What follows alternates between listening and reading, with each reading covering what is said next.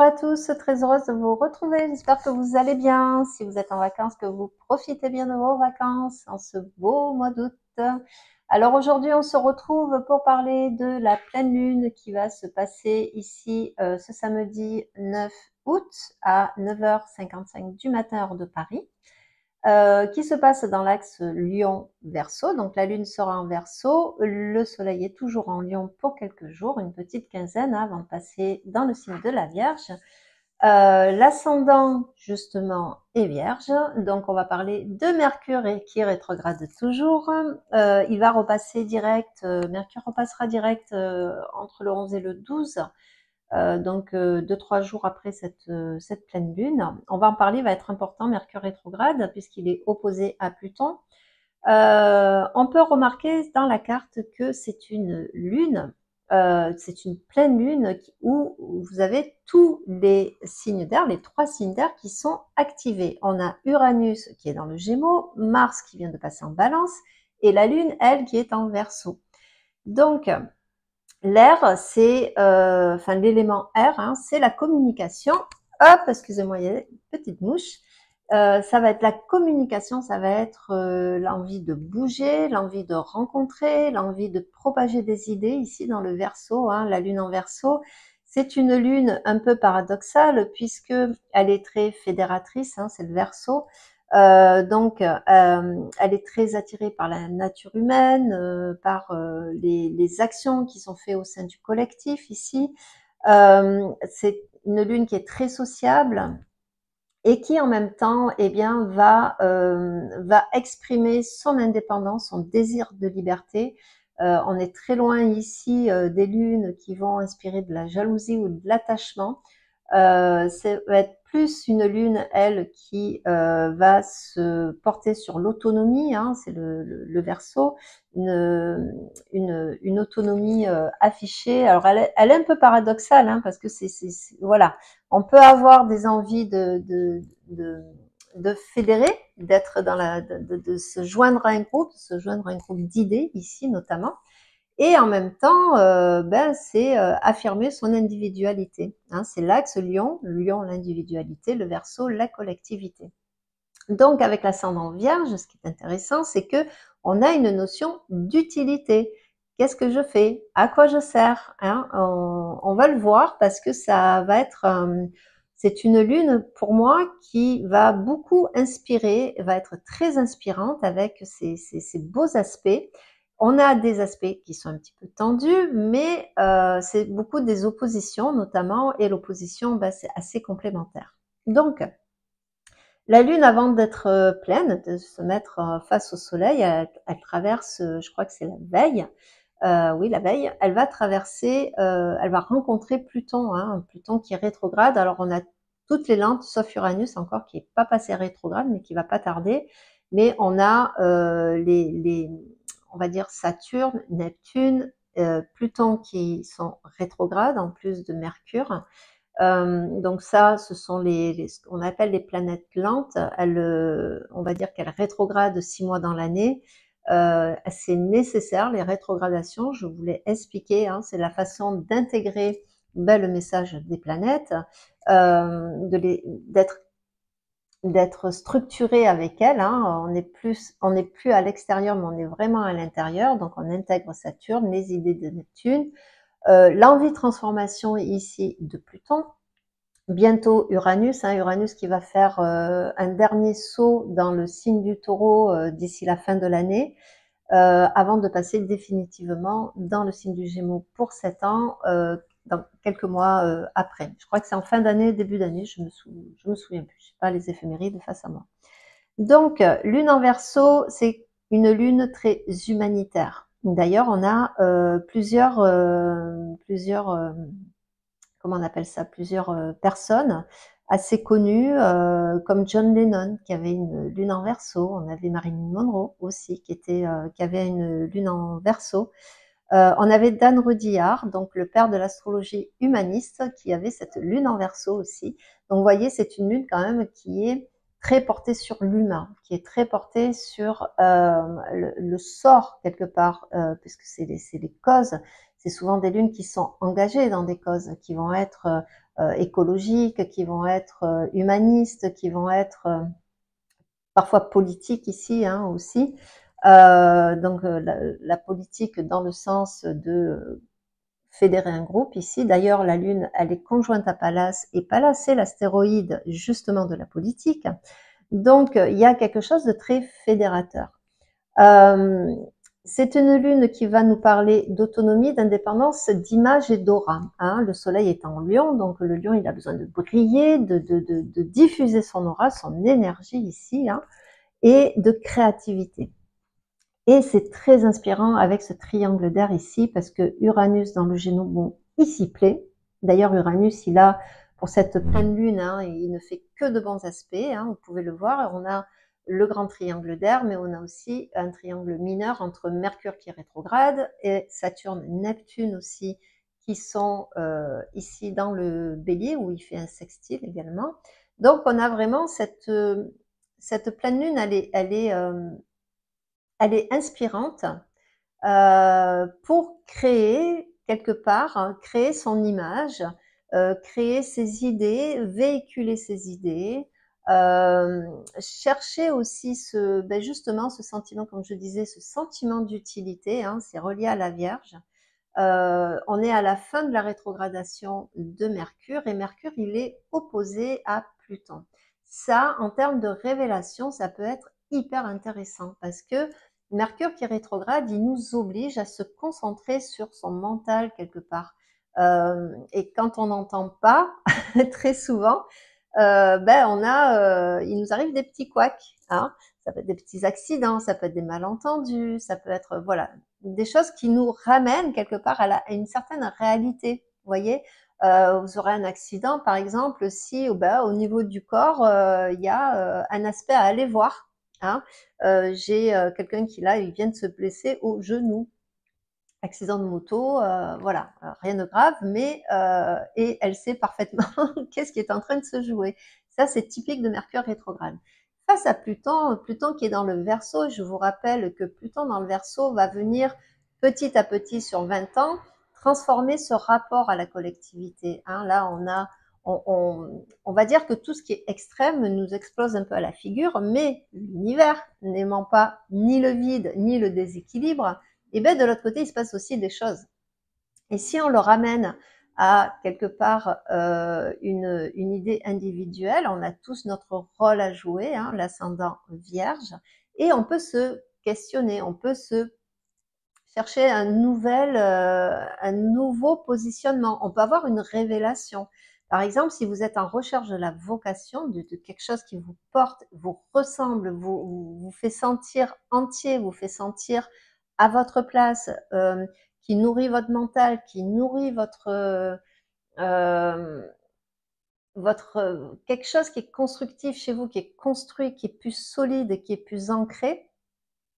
Ça, là-dessus, cette opposition, je trouve qu'elle est juste très bien. Elle est juste magique, je dirais presque, parce qu'on peut avoir une révélation.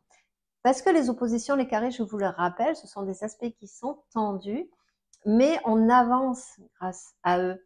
Quand c'est trop facile, on a tendance à se laisser un petit peu vivre, hein, comme on dit, à pas trop travailler, on sait faire, entre guillemets, instinctivement, les sextiles, les trigones, hein, dans nos thèmes, par exemple. Par contre, quand on a des carrés, des oppositions, on est obligé de faire un travail, d'aller creuser, d'aller chercher, pour trouver dans l'opposition un équilibre et dans le carré, d'avoir une dynamique différente qui appelle à casser certains aspects qui ne servent plus aujourd'hui. Donc ici, ce Mercure en Lion, mon identité, mon rayonnement, mon aura, face à Pluton qui est en train de l'interroger, oui, mais qu'est-ce que tu veux créer de toi? Qu'est-ce que tu veux rayonner de toi? Là, entre les deux, il y a vraiment, hein, il y a vraiment on va dire, un dialogue qui s'installe. Parce que Pluton, je vous rappelle que c'est le Scorpion, c'est la maison 8, il s'adresse notamment au subconscient. Donc, il y a quelque chose qui se joue à l'intérieur de soi. Il y a une nouvelle structure, une nouvelle image qu'on a envie peut-être de diffuser de soi. Et en termes de vocation, Alors la vocation n'est pas forcément professionnelle, hein. Des fois, on peut se trouver une passion, on peut aussi rencontrer quelqu'un, forcément, hein. Pluton, Pluton, Mercure, hein, surtout dans le Lion, c'est aussi le signe des amours, le Lion, hein. Voilà, on peut tomber amoureux, on peut revoir aussi quelqu'un du passé ici avec Mercure rétrograde et Pluton, hein. Quelqu'un qui va venir, parce qu'il y a une histoire un peu de mentor, vous voyez? On peut rencontrer un mentor, mais on peut rencontrer un mentor qui est caché. Vous savez, il y a un livre comme ça qui existe où, je sais plus qui l'a écrit, je crois que c'est Gounel, Laurent Gounel, et Dieu, qui disait, Dieu avance toujours incognito. Vous voyez? Il y a un peu cette histoire comme ça. Dieu avance incognito. C'est-à-dire, on peut rencontrer quelqu'un, une situation aussi, hein. C'est pas forcément une personne physique, mais ça peut être une situation qui fait que on va avoir, pourquoi pas, une révélation. Alors ça va pas toucher tout le monde, on est bien d'accord, hein. Je vous rappelle qu'on est, c'est du générique ici, hein. Mais n'empêche qu'il y a cette notion de, il y avait peut-être cette idée aussi qui était comme ça là. Vous savez, à la frontière, il y a des fois, on n'arrive pas à l'attraper, vous voyez, cette espèce de pensée, on n'arrive pas à la structurer très bien, elle flotte là entre deux mondes, entre notre inconscient et le mental, et on n'arrive pas à l'attraper. Et ben là, ça y est, on va pouvoir l'attraper, on va pouvoir s'investir ici en soi. On va pouvoir investir dans une idée, on va pouvoir investir dans une personne, on peut rencontrer quelqu'un, comme je vous le disais, quelqu'un qui va apporter, qui va nous nourrir sur quelque chose. Alors bien sûr, tout n'est pas rose, hein, ça reste une opposition, pardon, mais on peut révéler, par exemple, un ras-le-bol vis-à-vis de quelqu'un, vis-à-vis d'une situation, et enfin oser franchir le pas et dire stop, là c'est bon, ça ne passe plus. Alors je vous rappelle que le but, hein, parce que le lion est autoritaire, hein, le but c'est pas de se friter avec tout le monde, hein, on a plus besoin d'humanité en ce moment qu'autre chose, c'est plus une question d'entraide. D'ailleurs, cette lune en Verseau, elle peut vous inspirer à faire, par exemple, une action que vous n'avez pas l'habitude de faire, comme nettoyer au bord des routes, participer à un projet collectif. Vous savez, vous avez des chantiers collectifs qui existent ici. Vous pouvez faire, j'ai un ami là actuellement qui fait le chemin de Compostelle. Ça va très bien avec ça. Voilà, tout ce qui est de l'ordre de où se trouve mon humanité à moi. Elle sert à quoi, ma petite goutte d'eau dans cet océan d'humains, hein, dans ces 8 milliards d'humains. Donc, comme je vous le disais, le but, c'est pas de se friter avec tout le monde, c'est de voir qu'est-ce qui se joue. Qu'est-ce qui se joue dans mes rapports? Qu'est-ce qui se joue dans mes liens? Quel est l'intérêt que je trouve à fréquenter telle personne, telle situation, à faire tel métier? Ça m'apporte quoi? Donc, cette idée de vocation, cette idée de place à l'intérieur du collectif, va être important. Alors, je sais que certains d'entre vous sont en vacances, vont retrouver des membres de la famille, d'autres vont partir en camping, vont se renoyer un petit peu quelque part dans cette masse, ce foule, voilà, de vacanciers. On va relâcher la pression, mais je sais, alors moi, c'est pas du tout mon truc, mais par exemple, mon fils, lui, part en camping chaque année, il se régale, mais ce qu'il aime là, justement, c'est les rencontres. Mon fils est Verseau, en second, et il aime bien parce qu'il rencontre des étrangers, il rencontre des gens qui viennent d'autres régions, d'autres pays, d'autres. Donc, cette pleine lune, de toute façon, elle y est chaque été, hein, on est bien d'accord. Ce qui change, bien sûr, ce sont les aspects, hein, parce que le soleil et la lune, on va les retrouver chaque été. Mais par contre, que ce soit Mercure, Mars, etc., c'est ailleurs, hein, les aspects changent. Et en parlant de Mars, et en parlant de cet aspect justement de vocation, d'intérêt, de recherche d'identité quelque part qui est très forte dans le lion.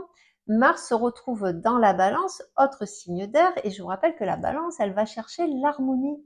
C'est le but, c'est d'être dans l'harmonie, d'être, vous savez, c'est les deux balances. Donc c'est un signe de justice, de cause aussi, comme tous les signes d'air, hein. Que ce soit le Gémeaux.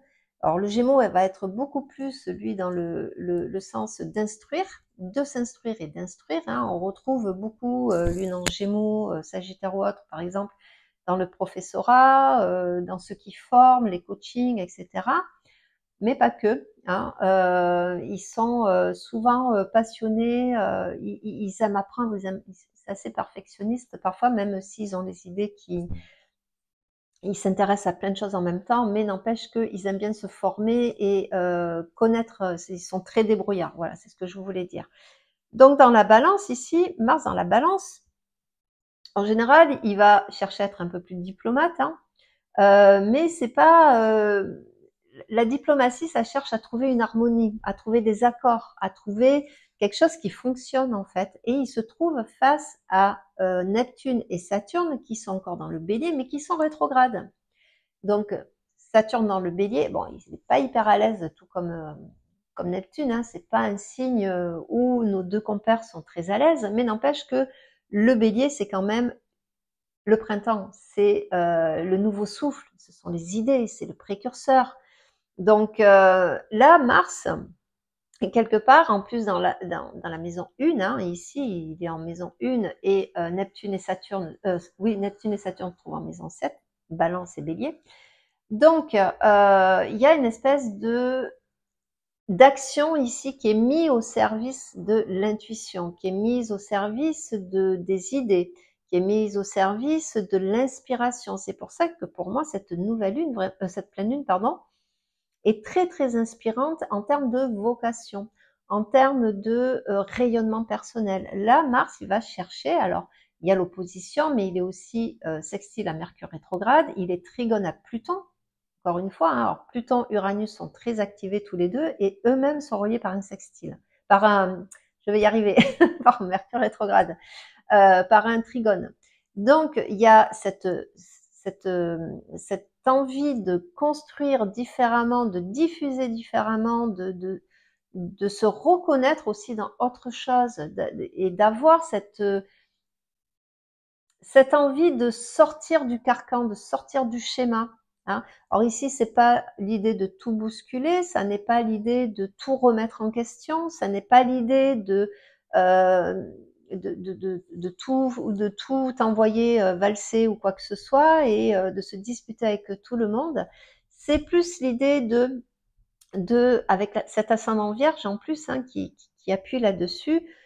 Qu'est-ce que je fais? Qu'est-ce que je rayonne? Quelles sont les actions que je peux mettre en place? Quelles sont les idées que je peux développer qui me plaisent, qui me rendent complet, qui me rendent entière, qui parlent de moi et comment je le mets en place tout ça? Comment j'arrive à ici par exemple à servir autant mon côté émotionnel que mon côté mental. Qu'est-ce qui est en accord avec moi et qu'est-ce qui aujourd'hui peut-être me dérange un peu plus sur les choses sur lesquelles j'ai évolué. On peut se rendre compte qu'on a évolué sur quelque chose durant cette pleine lune. Alors l'action, c'est pas le but de se précipiter. C'est vraiment ici de la pensée dans quelque chose qui est beaucoup plus constructif en fait avec Saturne hein, notamment. C'est pas de faire les choses comme ça sous le coup d'une émotion. Hein. C'est au contraire peut-être de la regarder cette émotion, se dire bah tiens ça vient me traverser, ça vient me chercher et elle m'apporte quoi, elle me parle de qui, elle parle de quoi en fait. Donc elle est quand même très inspirante. Il y a bien sûr du travail, entre guillemets, elle n'est pas que faite de sextile et de trigone. On a aussi un autre semi-carré, donc on a le Soleil, Mars, la Lune, Saturne et Neptune, qui sont en semi et en sesquicarré. Donc ça peut être un peu paralysant, mais forcément, si on rencontre quelqu'un qui sort un peu du lot, qui nous déstabilise, on va pas y plonger la tête la première. On a toujours, pourquoi pas parfois, et ça peut le donner un petit mouvement de recul. Si par exemple, pendant 10 ans on a fait tout le métier, un métier quelconque et que là maintenant qu'on relâche la pression, on s'aperçoit qu'on est au bout du rouleau, que voilà, on se complète plus. Mais là, il y a plein de questions qui arrivent. C'est qu'est-ce que je fais, quoi? Est-ce que je continue, quitte à être malheureux, ou est-ce que j'avance et que j'ose franchir un pas? Voilà. Il peut y avoir une certaine tension aussi. Hein. Tout n'est pas tout blanc ou tout noir, vous le savez. Hein. tout n'est pas tout rose non plus, mais n'empêche que quand même, on est vachement aidé hein, actuellement. Donc, c'est une pleine lune qui va mettre le doigt sur la créativité, qui va mettre le doigt, qu'est-ce que je crée de moi, qu'est-ce que j'ai envie de créer, qu'est-ce que j'ai envie de mettre en place dans ma vie. Cette personne que j'ai rencontrée, ce mentor que j'ai rencontré, cette vocation qui commence petit à petit, je sens qu'elle vient, qu'elle prend de plus en plus de place et j'ai pas envie de passer à côté. Ça peut remettre en question beaucoup de choses, cette pleine lune, hein. Voilà, là-dessus, elle est hyper intéressante. Alors, il y a un autre aspect que je voulais voir, c'est que bientôt, vous allez avoir Jupiter qui va rencontrer Vénus. Donc, en règle générale, hein, c'est toujours le signe de chance, c'est le signe de Vénus et Jupiter. Hein. Là où ils sont, c'est vraiment un secteur, surtout quand ils sont ensemble, c'est vraiment un secteur qui est mis en valeur, qui est valorisé. Sauf aspect, si vous l'avez en thème natal, dans une maison ou dans un signe qui est pas très compatible ou avec des aspects qui sont pas très compatibles, donc il y aura un petit travail à faire. Mais il y a quelque part, vous savez, le message avoir de la chance dans son malheur. Voilà, ça, ça protège toujours un peu. Donc Jupiter avance beaucoup, hein, il avance très vite, il est déjà à 13 degrés du Cancer. Il va lui aussi rétrograder dans quelques semaines. Mais là, pour l'instant, Vénus s'en va à sa rencontre dans le signe du Cancer. Donc Vénus dans le Cancer, hein, on aime beaucoup tout ce qui est cocooning, on aime beaucoup la nourriture, on aime beaucoup, il y a une relation ici à la maman, c'est le Cancer, hein, à la lignée féminine ici, qui est très impactante, et surtout que je vous rappelle que Jupiter gonfle tout, hein, c'est vraiment la planète de l'expansion ici. Donc on peut avoir, moi par exemple, elle se passe dans ma maison 10 en Cancer. Cette année, voilà, j'ai décidé de faire plein de bocaux, plein de conserves. Et je rigolais toute seule parce que c'est une envie qui m'a pris, voilà, comme ça. Et là, ça fait une semaine que je cuisine à fond, que je fais mes conserves. Des fois, il n'y a pas grand-chose hein, à aller chercher, hein, mais voilà, ça. Et j'ai changé la déco de ma maison. Oui, j'ai tout inversé chez moi. Pour ceux qui me suivent, hein, voilà, mon canapé était de l'autre côté, voilà. Jupiter dans le Cancer chez moi, maison 10, voilà, ça m'amène ça. Donc des fois, il n'y a pas des choses extraordinaires qui se passent, hein, mais c'est marrant de voir les influences en fait des planètes dans des maisons. Moi, dans le Cancer, j'ai ma lune, donc forcément, mon cocooning, bon chez moi, mon envie de cocooner chez moi se fait encore plus forte que d'habitude, vous voyez. Donc cette Vénus dans le Cancer va venir ici vous parler de ça. Le Cancer, c'est les mémoires, hein, c'est le d'où je viens, c'est mes racines. Et ici, on a envie de les embellir, ces racines. On a envie de les de peut-être pourquoi pas de les montrer ou d'en faire autre chose avec cette envie de créativité, avec cette pleine lune. Parfois même de contrer un peu le destin avec ça, vous voyez. On peut avoir un vrai coup de chance aussi, hein. Là, c'est le moment, par exemple, si ça tombe dans votre axe 2-8, n'hésitez pas, si ça fait de bons aspects à votre thème, n'hésitez pas à l'acheter un petit grattage, voilà, ça peut vous porter chance, hein, des fois. Donc, elle est biquintile à la lune. Et cette lune réformatrice ici des racines. Donc, vous voyez qu'il y a vraiment quelque chose de très profond qui est en train de se jouer dans un type collectif, mais du coup aussi individuel, hein, puisque imaginez-vous pour ceux qui penseraient à tort, qui sont utilariens, ou vous savez, il y a des fois, il y a des choses qui se passent, il y a beaucoup de choses qui se passent au niveau du collectif, et il y a des personnes qui se disent, ça sert à rien. Moi, tout seul, qu'est-ce que je peux faire? Vous voyez? Et là, c'est justement, c'est d'essayer peut-être de penser le contraire, parce que vous imaginez un verre, vous prenez un verre vide et vous le mettez sous un robinet qui fuit goutte à goutte. Alors au début, on voit pas la différence, mais si vous le laissez là quelques jours ou quelques semaines, à un moment donné, vous allez voir, le verre va se remplir. Et c'est ça, en fait, l'action de l'individualité dans le collectif. C'est que chaque goutte compte dans un océan, chaque goutte d'eau a son utilité. Et Pluton dans le Verseau, c'est ça qui va venir nous apprendre, hein. C'est ça qui va venir mettre du doigt. Chaque action individuelle va servir pour le collectif, parce que vous avez un impact sur tout ce qui vous entoure. toutes les personnes que vous fréquentez, vos enfants que vous élevez, les amis que vous, avec lesquels vous rigolez, chaque petit geste que vous faites dans votre milieu professionnel, les interactions que vous faites comptent tous les jours. Personne n'est inutile, personne, quel que soit le métier que vous faites, quelle que soit votre position, que vous ayez de la famille, pas de la famille ou quoi que ce soit. Vous rencontrez quelqu'un, vous lui souriez, ça peut changer une journée. Voyez? Donc chaque impact est important. Donc il y a peut-être cette prise de conscience à avoir. Une prise de conscience de se dire mais même si je suis pas riche à 1 million, même si je suis pas propriétaire, même si je roule dans une vieille gambarde, j'ai mon utilité, j'ai quelque chose, je dois servir. Je sers à quelque chose. L'ascendant vierge de cette pleine lune. Parce que la vierge, elle veut être utile, hein, elle veut se rendre même indispensable.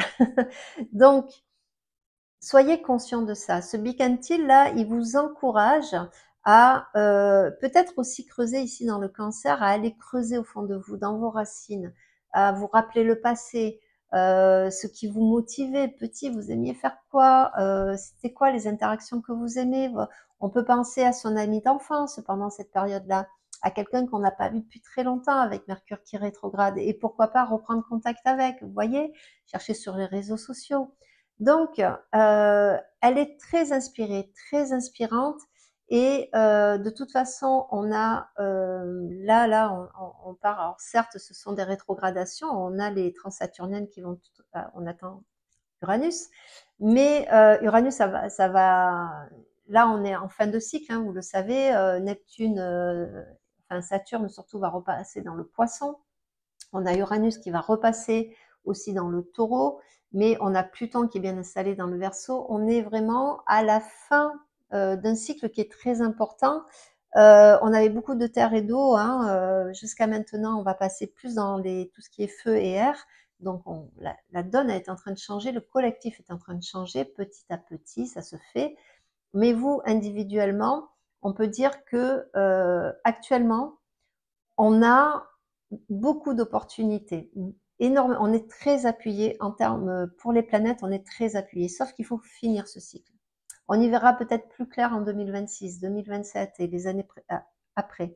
Mais quoi qu'il en soit, là, on est vraiment, et chaque progrès, entre guillemets, parce que je n'arrive pas à trouver le mot juste, mais chaque petite goutte d'eau que vous apporterez au collectif est hyper important. Hyper important. Voilà ce que je pouvais dire sur cette pleine lune. Moi, en tout cas, je vous souhaite de la passer de la meilleure façon qui soit, comme d'habitude. Je vous remercie toujours pour vos encouragements. Alors moi, pour moi, c'est ici. C'est un espace d'échange, c'est un espace bienveillant. Et je tenais à le dire, c'est que moi, les haters, les haineux, les gens qui ne font pas d'astrologie mais qui vous jugent, voilà. Maintenant, j'ai décidé que j'allais enlever voilà les commentaires désobligeants, comme je dis. On n'est pas là pour ça. Je suis pas là pour me prendre la tête. Moi, j'ai beaucoup de plaisir à faire mes vidéos. Et voilà, moi, c'est ma façon de m'affirmer. Dans ma vie, je suis comme ça. Moi, les gens qui me saoulent, voilà, c'est mon côté plutonien. Ben, je vais faire pareil à ma chaîne. Vous pouvez poser des questions. J'accepte bien sûr les critiques constructives. Mais par contre, les gens qui sont juste là pour crier, entre guillemets, hein, avec des lettres grosses, oui, gna, gna, allez faire un tour, allez voir quelqu'un ailleurs. Il y en a plein, hein, on pullule ici sur, sur YouTube, hein, les astrologues, les médiums, les machins. Donc, vous allez trouver sûrement votre bonheur ailleurs. Vous faites que passer. Donc, passer, je vous souhaite une magnifique route. Voilà, pour les autres, merci toujours pour vos encouragements. Je vous rappelle, pour que l'algorithme marche, merci, vous pouvez vous abonner, mais merci de mettre un commentaire, de liker si vous appréciez ce contenu-là, parce que ça bouge l'algorithme, hein. Je vous rappelle que la chaîne n'est pas monétisée. Donc voilà, je vous souhaite à tous et toutes une très belle pleine lune. Moi, je vous retrouve dans quelques temps, sûrement pour la nouvelle lune, parce que je suis en vacances et je veux profiter de mes vacances. Voilà, je vous fais un gros bisou. Bye bye.